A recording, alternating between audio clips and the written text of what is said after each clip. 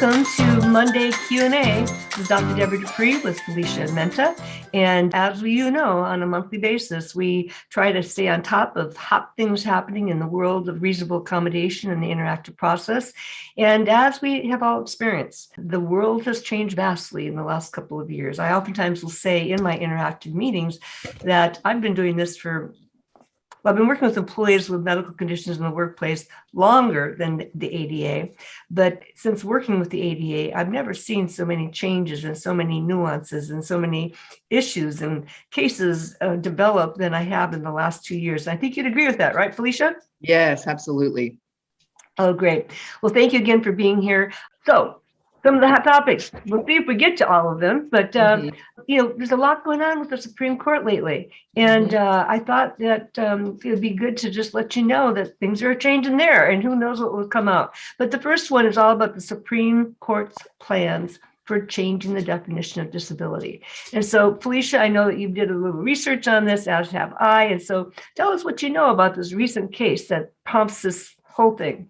It's kind of an interesting case that arose out of a healthcare discrimination under the Affordable Care Act. This is the CVS Pharmacy versus John Doe, which is currently on writ to the Court of Appeals, Ninth Circuit, and the Supreme Court decided that they want to take a look at the allegation of disability discrimination and disparate impact. The underpinnings of it was CVS was charging out-of-network pricing for HIV and AIDS patients. So that's sort of the underpinning. So it doesn't really live in our comp world per se, but it lives in the disability world. And the arguments have all been about disability bias, right? And the Supreme Court has agreed to hear this case to consider the scope of disability discrimination claims that are available, notably whether or not there was disparate treatment of these individuals, right? Of these people that had HIV and AIDS, which is a medical disability, right? So this is going to come into our world when they hear this case, especially if they decide to expand or change employees with a medical condition. And it's interesting because CVS really argued this doesn't have anything to do with disability. This has to do with out-of-network and healthcare charges. But they really looked at it in a more broader picture, right?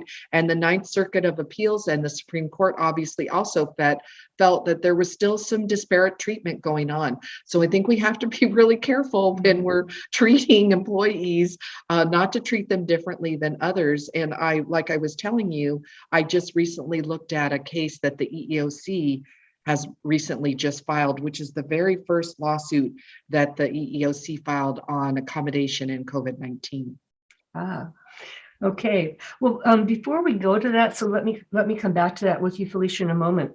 But I think for our viewers and listeners, maybe this may or may not be clear, but back when the Americans with Disabilities Act was passed in 1990 and the employment provisions were activated in 1992, the first few years of the ADA was really spent on cases addressing, does this medical condition fall under the ADA?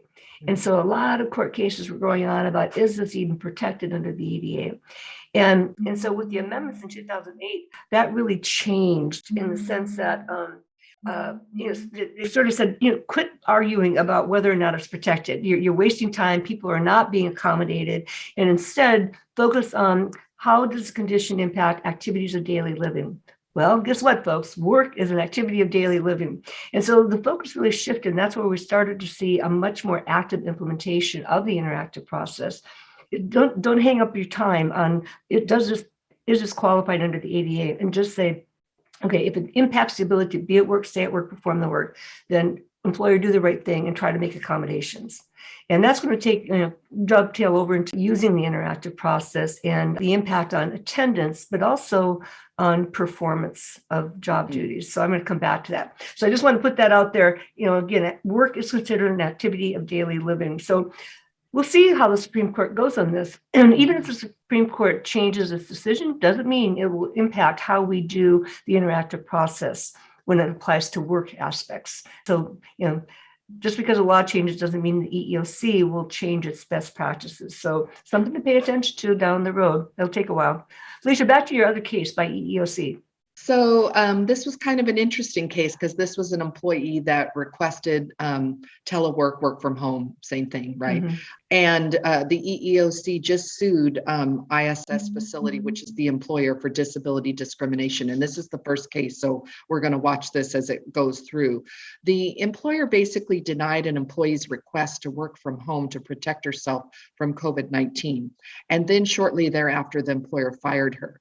So she worked, interestingly enough, for ISS as their health and safety manager, which I thought was super ironic, right? So she was the health and safety manager. And when COVID hit from March 2020 to June 2020, the employer required all employees to work from home 4 days a week remotely due to COVID, due to the pandemic. In June of 2020, when the employer reopened, she requested, because she was afraid to come back to work because of COVID, right? Mm-hmm. She requested an accommodation to work remotely. So this is interesting, 2 days a week, and the ability to take frequent breaks due to an underlying pulmonary condition that was not work-related that placed her at greater risk to COVID-19. The employer allowed other employees in her similar position to work from home, but they denied her request. And then shortly after she requested the 2 days a week and to be able to take frequent breaks, they fired her. So the EEOC just filed a lawsuit that the employer violated the ADA, and they're seeking back pay, compensatory damages, punitive damages, and relief to prevent future discrimination. So that case is still working through, but it is an interesting case, right? She didn't say, I won't come to work at all. She was saying, I'll come to work 2 days a week, and I want to work from home 4 days a week, because that was, but that was not her normal schedule, but they had done that for other people. So again, there was disparate treatment going on, and they had other people that were teleworking from home, but they wouldn't let her. And so, yeah, it was kind of an interesting case. There was a couple other cases on the working from home, but I don't want to take up too much time, but, Sure. But it's interesting to see the interplay and kind of what EEOC is looking at. Yeah. And thank you for sharing that, because the whole notion of telework, again, the EEOC has long said, long before COVID, that telework is a form of accommodation, and to and evaluate on a case-by-case basis. At one point, everybody had to do it, and there was no choice. But the thing is, we also proved that we could do it and still be highly effective. But it is a case by case, and the work environment and things like that. I mean, even in the health field, there are some jobs now that are performed for telehealth reasons and working very well. So again, rethinking our world of work, rethinking how we do work, envisioning different ways of getting the job done. So more to come on that. So watch out. And so be mindful, in your places of employment, that a blanket no is not going to serve you well. And again, it's got to be evaluated on a case by case basis. And that's where, again, the interactive process can be used to explore and uncover, what's possible. Now, just because she requested only 2 days on site doesn't mean that's the only option. So that's the other reason why an interactive meeting is so important, is to say, well, how else could this be done? What other, what would those 2 days look like? And then the firing her shortly thereafter. Yeah. So it was like they refused the request, and then not only was there no more conversation, she was terminated right after that. So, and that it really made me think, when I was researching cases over the weekend in preparation for our Q&A, that I was in an IPM last week, and you're right, it was a very long time employee, which we see this a lot, right? I want to say 28-year custodian, and has a lifting restriction, right, with his hands, as an upper extremity injury, and it's interesting because he does do lifting, right, in his job, and so what was said was, no, we're not able to accommodate this, not going to be able to do it. We can look at some alternative positions that we might have. And they were at, lesser pay and unbenefited. And it's hard, and you've got to be qualified for those as well in special ed. And they were looking at some different things. And then if they said, for some reason, the employee left the meeting thinking I'm fired. I got to hand in my keys and I'm terminated. I lost my job. There wasn't a lot of discussion at the meeting about leave and what was going to happen immediately. And that discussion is so important because for some reason he left thinking I'm terminated, right? Yeah. I don't work here anymore. That wasn't stated, but there wasn't enough conversation about the alternative positions. And because he had been being accommodated for years, a long time, he was just sent home after the meeting. So then that's what he thought. Yeah. Right. Well, yeah, having that follow-up conversation and again, using the interactive process as a tool for education, because people are terrified, I'm sure a lot of our participants, have seen people are afraid to come in the meeting. They become difficult in scheduling, they don't understand what the process is. And that's why it's so important that we do share up with care and compassion, because these are your employees. These are people who are facing tough times when a medical condition impacts their ability to make a living. And I think what's so important in that meeting, which happens sometimes, is there wasn't a letter sent out. So he didn't know that he could bring anybody. He didn't know that he could bring a family member or a union rep or someone to assist him, and didn't know what the meeting was about either. Yeah. So I think it's good if we prepare a little bit more because it was a little shocking. Yeah. And again, also letting them know down the road, alternative work is something we look at for 60 days under the ADA and workers' comp if it's a workers' comp related claim. And then, of course, the 100 days and how that plays itself out under the education code. And then the 39-month rehire under the education code. And when with workers' comp, then use of the job retraining voucher and maybe assisting with skills, but at least knowing their hope. And then also talking about PERS, if that's or retirement and those options. And in some cases, depending upon the disability, it may even be important to address Social Security disability. Right, SSDI. Yeah. So all of those things come into play. And for again, for our participants, if you don't have, a nice introductory letter, let me know. I've got different samples and we can customize them for you because it's really important to have something in place. The EEOC looks at you as the employer as you should know. You should know how to manage this. You should have a process and something that's consistently applied, because otherwise it could be into disparate treatment as well. Yeah. And we're talking a lot about EEOC, and one of the things that I've seen come up lately is the impact of inconsistent, unpredictable, and uncertain attendance. And I can't cite the case per se, but the EEOC has definitely said that if somebody is, one chronically absent, and that will dovetail into the next point about FMLA, or inconsistently present at work, then that's very disruptive to business operations, increases workload for coworkers, and can disrupt the delivery of services in the school districts then to the end users, the students and the parents. And so that is not something you have to accommodate. And so we use 90 days a lot. And so what my recommendation is that if you start seeing a person having a pattern with this, and it's been going on for 90 days, do an IPM then, find out what's going on, because again, the employee has some obligation. They have way exceeded standard accrued leave at that point. They may have started the 100 days. We want to get to the point before they are in an unpaid status and no benefits anymore. And again, that's shocking. And those are, when we don't take action, those are the kinds of things that trigger employees to seek legal counsel and file a claim. Now it becomes much more expensive, much more difficult to defend.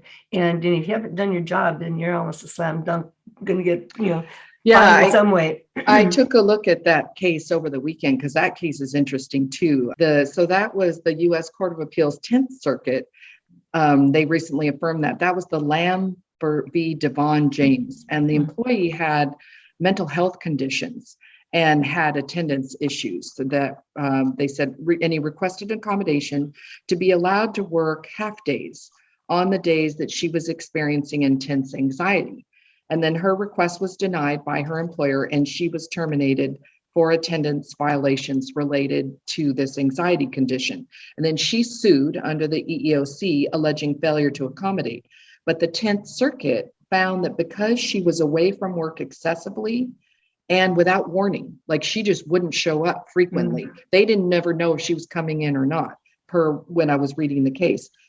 They found that she was unable to perform the essential functions of her job because of this unpredictable, excessive absenteeism. Right. So it's interesting. Yeah. They agreed that that wasn't reasonable, and most employers couldn't accommodate that. You don't know when they're going to be in and be able to work or not able to work. Yeah. And so that, again, thank you for going to some of the details about that, because, if you're not at work, you're not performing the essential functions. And that's where the definition around the interactive process started to shift several years ago as well, in the sense that, again, the ability to be at work.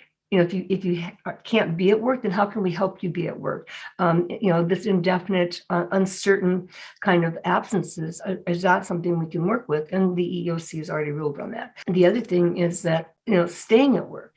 Again, if your medical condition interferes with your ability you get to work, but then you leave early, frequently, that's another problem. And then of course, performing the work. And so I'm going to dovetail on that. We've got we've got a question about a temporary agency, and I'm going to put an answer in the box here. But getting back to this whole thing about attendance, I know one of our participants is here in the meeting too. We had a recent case where this has been a chronic issue for over 5 years, and different medical conditions, but always a lot of blame back on the employer, not doing enough. And yet there were a lot of things that were done. She was even given a change in location as one of the earliest accommodations, and then several attempts at ergonomics. The thing is that this employee, again, went through periods of long absenteeism, and then still had functional limitations that what we felt could be accommodated with these interventions and voice to text and that kind of thing, those kinds of tools. And yet her condition came back then even more limited. First it went from 25% use to 10% use. And then the word on the last medical was limited use. And she kept saying, and she would argue during the IPM that if this is about performance, we're not going there. And I said, no, very clearly, is that the ADA says, reasonable accommodation, readily achievable, effective accommodations to perform all the essential functions to the level of performance required in order to achieve the purpose of the job. And so performance very much is a part of that. And when you're not performing your job to the level needed, now you're disrupting services. And so that's where it rolls over into an undue burden for the employer. The performance is very much in the sense of if you're not performing the essential functions, then you're not performing your job. And that's where we really get into not so much the quality and things like that, but again, accommodation is designed to, well, how do we help raise your level of performance then to what's expected, consistent with what the law says. Well, and I think the cases are so helpful to me anyway, Deborah, because they give us and the employers a good idea of what the EEOC is looking at. Because it's really interesting when you talked about the excessive absenteeism. There's another case that was just found for the employer where the employee, the EEOC, the employee filed a disability discrimination, retaliation, and discharge claim, right, in Brown v. Austin. And he told his supervisor that he had PTSD from his military service prior to coming to work for the employer, and that he had panic attacks and anxiety disorder. And he had been granted some leave under the FMLA. And I know we're going to talk about that in a little bit, the interplay with FMLA and the ADA. And so he requested, because of this anxiety, working from home 2 times a week, kind of similar to the other one, and then working on the weekends to make up absences because he was absent so much. And then he requested a change of supervisor because he did not get along well with his supervisor. And then he asked no air travel. And so they took a look at his request. They really bent over backwards, man. They did the work from home 1 day a week. So they compromised, right? They said, no, not 2 days a week. You need to be in here because you need to work. We got Monday through Friday people here that you're working with. And we also have big files here. They were big. They were like over 3 inches thick, and they didn't have them electronically. And they said, you need to be able to go through these files. So you need to come in here. You can work from home 1 day a week. We'll agree to no air travel. And they gave him some noise canceling headphones. And they went and talked to all the other employees that worked around him that they needed to be quiet and be mindful of others when they're talking in their cubicles, right? So the employer did a lot, right? And then they also offered him a cubicle that was away from where he was sitting because there was a lot of traffic going back and forth. And I think about my days as managing a claims team. I did these kinds of things too, move people around that got distracted easily. You got to really be flexible, right?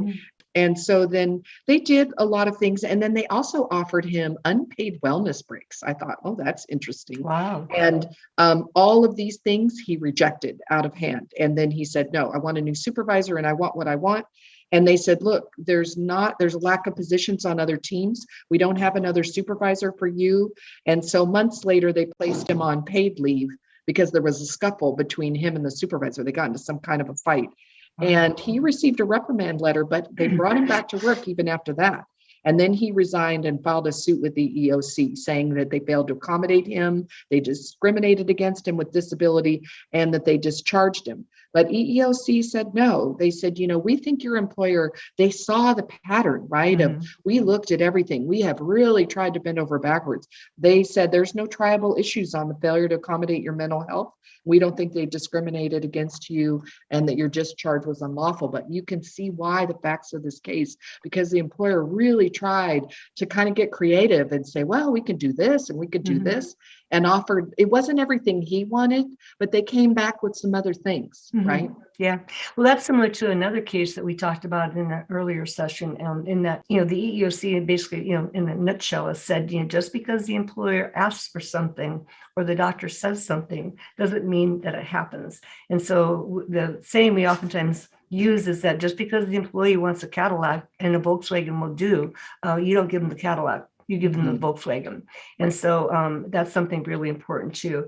I will also say is that, I've seen employers, and it's sort of related to the last case too, is that just because the doctor says that someone can go back to work with limitations, it doesn't mean that you have to, bring them back under accommodations under those terms. That's why the interactive process again says, well, how do these limitations, how do these functional abilities impact the ability to work? And in this other case, the employer with the ergonomic interventions and some adjustments felt that they could accommodate her at 25%. And then again, then it was down to 10%. Well, that was just not achievable. And, quite frankly, yelling and demanding and other family members involved, all sort of yelling at all of us. And it's like, no, I mean, we've tried, and we actually brought her back to try, but we all sort of knew it was going to fail because she wasn't working enough to perform the job duties, even with all the ergonomic interventions made and space accommodations and things like that. So, important not to get reactive to, say, okay, what does this really mean? Okay, we're not sure. Let's have a conversation through the interactive process and let's explore it. And then making sure that there's good documentation to sort of justify the actions being taken. Right. I agree. Well, in the follow-up to the IPM that was held with the 38-year custodian, interesting because 4 union reps got involved after that, right? Yeah. And the one thing they said was, no, we're not going to explore alternative positions yet. You're going to go back to the doctor and get clarity on, we have some questions. This is the union. We have questions. We want clarity about the job duties that he can't do with the lifting restriction with his hands. And so that's what's happening. The claims team is going to get clarity on the job description, and then there'll be more discussion with the employer. But they said, stop. We don't want to talk about the other positions that are available. We're still back on, why can't you accommodate? We think, we would like to discuss that more. We don't agree. We don't agree with your decision. So I thought that was interesting because we're not even discussing alternative positions because we're really back on the first part of the IPM was having that discussion. Yeah. And on that note too, because I know you made reference to not enough time to, address, the additional options. And so if you find yourself in that situation, because sometimes these, we try to do it in an hour and 15 minutes, but sometimes, the issues are complex and there are murky areas. And so if you find yourself in a position of where we really haven't gotten through a good, thorough discussion of everything because of the complexity of the case, then as HR or risk manager, make sure that you follow up with the employee promptly and to, do your due diligence as the employer, taking care of your employee. And it doesn't mean it's going to change what's happening right now, but the reality is, we may well need another interactive process in order to thoroughly complete the process. Right. And in Go ahead. that case, that employee is unrepresented either way on the comp file or on any kind of employment situation right now. Currently, we'll see where it goes. I'm concerned. But I asked the claims team to reach out to talk about things like permanent disability, the voucher, permanent disability advances, and future medical care, because those things play into, obviously I completely understand it from the school district standpoint is it safe, right? If you're not allowed to lift whatever pounds that you're limited from, and frequently these duties require you to lift more than that, is it safe, right? Could we do this, right? I see it from all sides. It's complicated, right? It is complicated. And that's one of the things, for those of you who've had me in an interactive meeting, you'll always hear me talk about, the first and foremost is all about helping you get back to work safely. And if there's any risk for harm or injury, then that's defined as direct threat, and we can't move forward. We have to mitigate or eliminate the risk factors that interfere with your safety. And this is not just the safety of the employee, but the safety of others. So somebody can't do something because of the medical condition, and now that impacts, the delivery of services or whatever to other people, and now they're at risk for harm or injury. Again, that's direct threat, and we can't move forward with that. Yeah. And the other thing I oftentimes do is that, there are several phases to the process. And so I usually talk about phase one being focusing on the actual job where they've been working. And then phase two is that whole phase about alternative work. And then there's also another phase about what happens when you can't work. And I said, I'm only going to focus on this for right now until we see where our conversation goes. I don't want to, give you too much detail or overwhelm you with all this other stuff, but there's more to come, and so that way they hopefully get the picture that this isn't a finite kind of thing, and that there are other things. And again, this is where HR and risk management is so important, to follow up with that employee and not wait for the summary or not wait for another interactive meeting, but making sure that they understand where they stand right now. Those kinds of actions go a long way in, again, mitigating the potential for claims or lawsuits and things like that. Proactive on the part of the employer, not reactive. Right. Yeah. One of the things that comes up a lot, Felicia, and that's why I put it in our list to discuss, is the interplay of the ADA and FMLA. And the FMLA actually, I think it was 1994 when it got passed. And so ADA was actually implemented ahead of time before that. So Americans with Disabilities Act is designed to help people with medical conditions originally get work, but then we quickly realized how many people were already working with medical conditions that were impacted by it too. And so again, a shift in thinking about how to interpret the law. And so the ADA is about help people stay working. And there's a whole lot of interplay between the Department of Labor and some of their definitions, the occupational disability guidelines and how they describe medical conditions, the ADA, of course.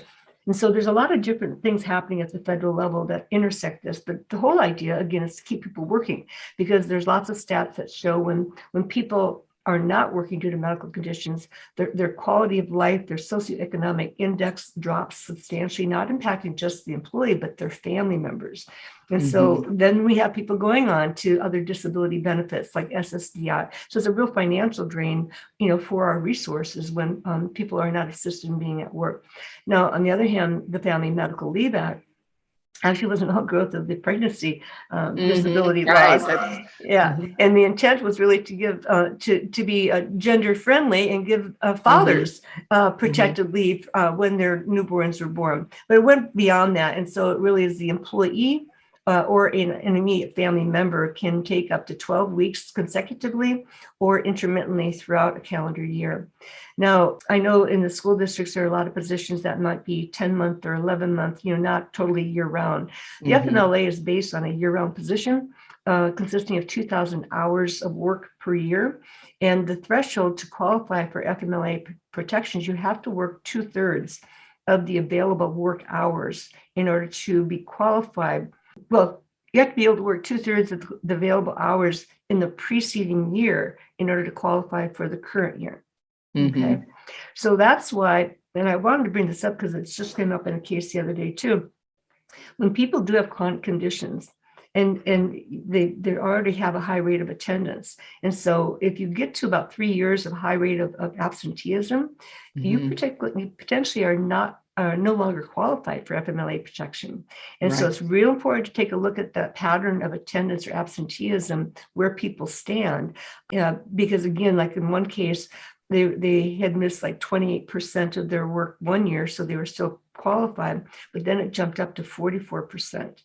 And so if you think about 2/3, it's about 33% of your work hours. That suggests the medical condition is worsening.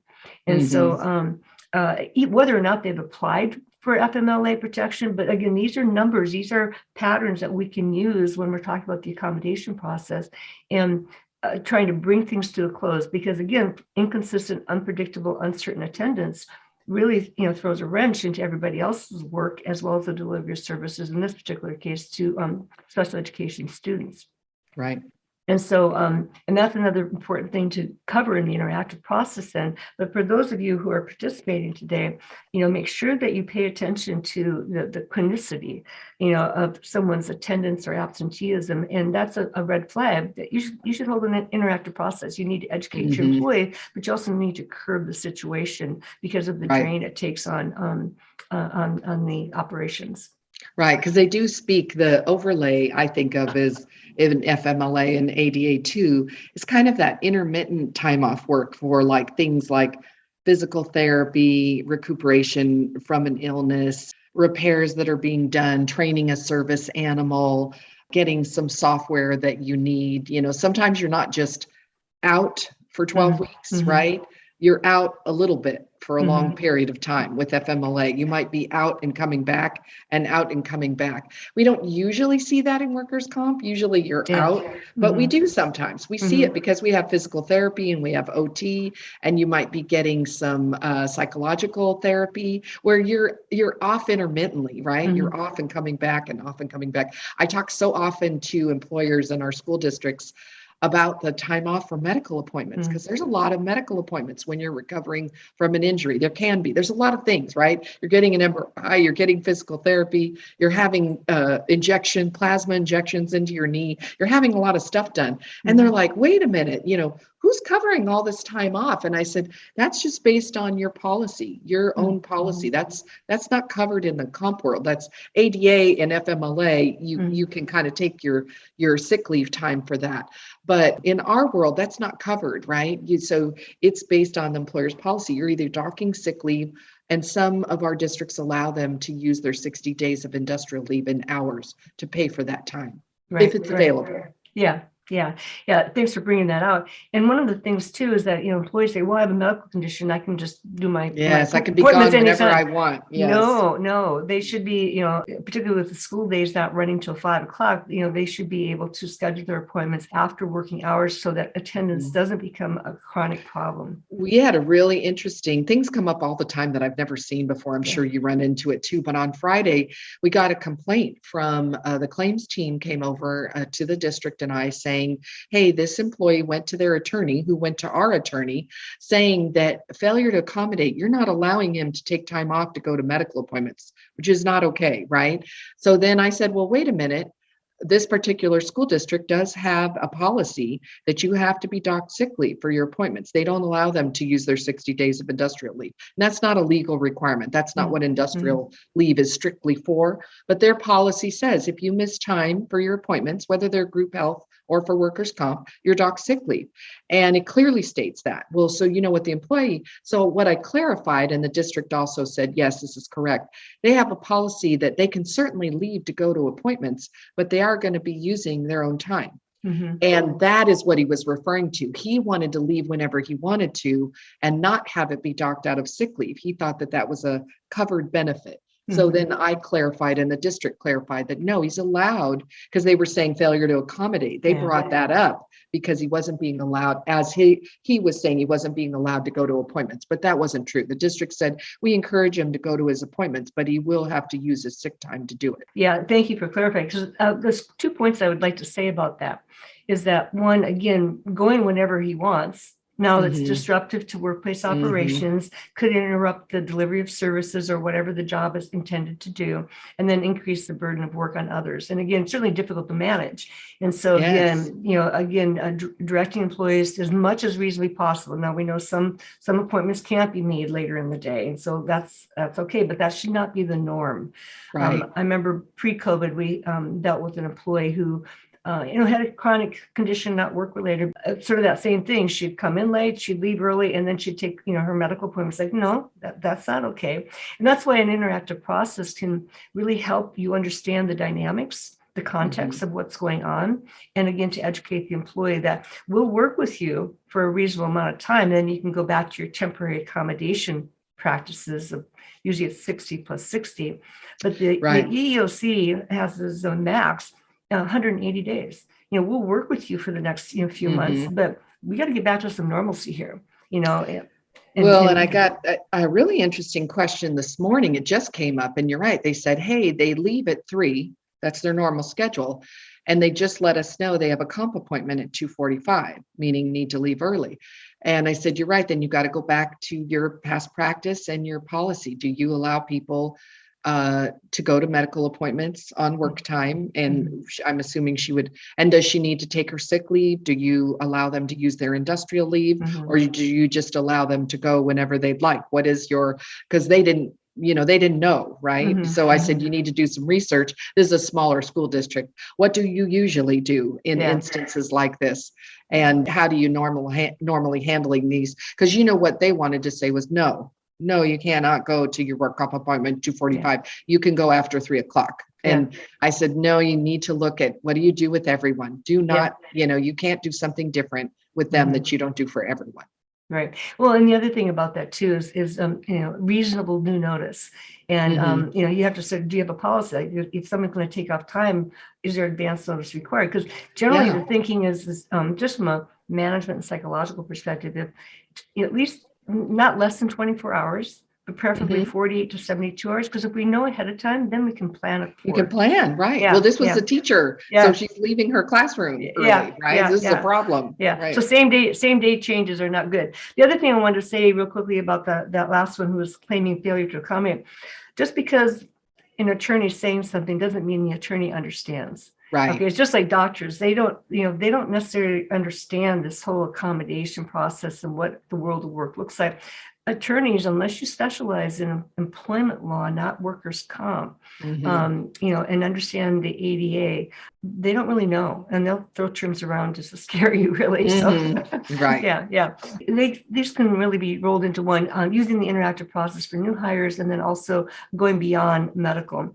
And so, qualified candidates are also eligible for the interactive process. So, if it's on surface, like through your pre-employment physical exams, that somebody has a condition, it's actually very helpful to have that meeting with the employee to find out, what's the problem, what's going on, and could accommodation be made about whatever, the issue is that surfaced in the pre-employment physical. And so qualified candidates are protected under the law. And sometimes we've been able to achieve accommodations, and sometimes we've had to finally say, no, it's not doable. It's going to work out. Yeah. And so, because otherwise you could be charged by a candidate for employment for the failure to accommodate or engage in the accommodation process. Yeah, we've seen a few things, interestingly enough, on the HR side anyway, where candidates are now asking for changes to the way they're testing, changes to the application or the interview process to accommodate certain disabilities. And I did get a call just last week from a district about a really interesting new hire accommodation issue where they told them that they had a prior injury, a pretty significant injury. Not the details about the work restrictions, but said that they felt that they could do the job, but they didn't have like a medical or anything. And you're right. Their question back to me was, do we have to hold a meeting? Can we just pass, right? Yeah. Can we just say, no, thank you? Because this was a new candidate, right? Yeah. And this was someone who was coming from another district and who was going to their district and told them, I had an injury. I was off for quite a long period of time. And they sort of went, But I told them, I think that your requirements are the same. Yeah. I think that your obligation is the same. Yeah, again, be mindful of not reacting to, oh, a medical condition exists, no, okay, well, what is it? How is your activities of daily living impacted? What is it about this job that you're applying for? And can accommodations be made? So be very mindful, because a record of a medical condition does qualify someone for protection under the ADA. And so we have to go beyond just that, knowledge and actually explore. And just a couple of things about a broader look at how and when to use IPMs. And so one thing that we definitely have seen is, around underlying medical conditions that at first, prevented somebody from being vaccinated, and exploring that. Again, what are their job duties? What possible accommodations can be made? Is this temporary? Is this going to be longer term? Because temporary, again, we pretty much can be able to do that. But if it gets into like a long term, like for example, remote, then that may not be doable. And so we have to, take a look at that. The other thing is around religious accommodations. And I know one of our participants has seen a lot of that. But again, and this, I'm not going to go into the details of that, but one of the common questions comes up was why can a school district do something greater than what the governor recommends? And so one thing for everyone to know is that, at, the federal level is sort of the, let's say, bronze standard, okay? But that doesn't mean states can't actually go beyond what the federal level has said, which is what they've done in FEHA and ADA. FEHA has much greater protections and a broader definition of disability than the ADA does, but states can do that. And then municipalities, counties, and entities, employers can have even greater. So I do a lot of Title VII training and mediations in workplaces. I see all the time, policies and guidelines that are much, much stricter than what the federal is. And so that means that districts can make their own policies as far as how to handle return to work and vaccinations and unvaccinated and things like that. And a lot of employees don't understand that. And that's been the bulk of our conversations in these meetings. And an IPM, well, it's important to uncover that in an IPM. We certainly aren't behind the board's decision-making. And so we can't explain the why of why they did this. But you have to take a look at each community, because even, different communities within San Diego, have responded differently to vaccinations, as well as, COVID rates and things like that. And maybe a couple comments on that, Felicia, and then we'll wrap it up. Well, there were several school districts in the state, you're right, that I know the risk managers very well at LA Unified and at San Diego Unified, and then some little smatterings of other school districts around the state that took a stricter position than what even the governor's orders were, because of their community transmission and some advice that they got medically, and just because of what they felt was the most safe position. And you're right, they had quite a bit of litigation because of that, because employees were like, hey, you can't do that, but you can go into a more strict, you can't do less than what the governor's ordered, but you can certainly do more. But there was quite a bit of litigation around that, and a lot of pushback about that. Yeah. And particularly around the unvaccinated, for whatever the reason, is feeling discriminated because they're having to wear masks. And so it's important to say a lot of people are still wearing masks, even though they're vaccinated. And so, and one of the things I've often said too is that, as an employer, they're responsible for making decisions that protect the greater masses of employees, and so not everybody's going to like some of the decisions, but that's sort of the way it is. And and again, if you've got concerns, there are other venues to do that with. But again, it's about the safety, and again, what do we know from the science and things like that. So it's been a very interesting period of time, and again, a new twist in IPMs. So Felicia, I know you got to get going, and I want to thank all of our participants for being here today. Again, Monday's Q&A.